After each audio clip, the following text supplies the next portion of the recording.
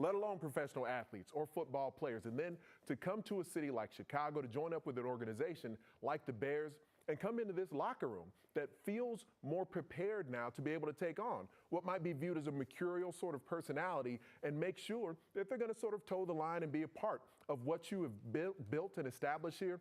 And yeah, it's just the first season for Ben Johnson, but year 4 for Ryan Poles and the roster that he's been able to assemble at this point, a good combination of veterans and youth for the Bears that have taken their lumps in recent years and are now on the verge of something really special. And Dennis Allen for coaching him hard and having a relationship with him, vouching for him and having trust and communication, he said is the most crucial thing when it comes to C.J. Gardner-Johnson. Good news on Friday, Jalen Johnson, they have opened up his 21-day practice window.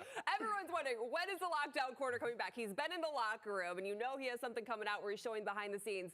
To see him pop up as limited at practice on Friday is the best news. Right. I don't want to say of the season, but you need Jalen Johnson on the field towards the end of the season. Big A, you played this game on this level. Winning is contagious.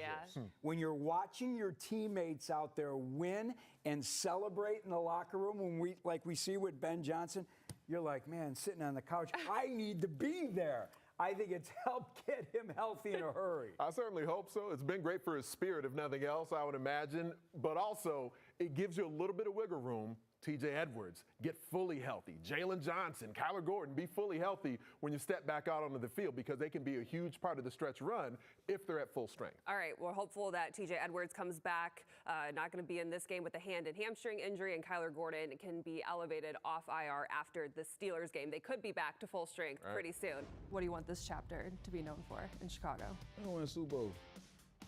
Why not win one here with all the history? I think when I go in the building, I look at the history, and I feel that way because I done play for a lot of historic organizations. So it's like, why not put your name in history books?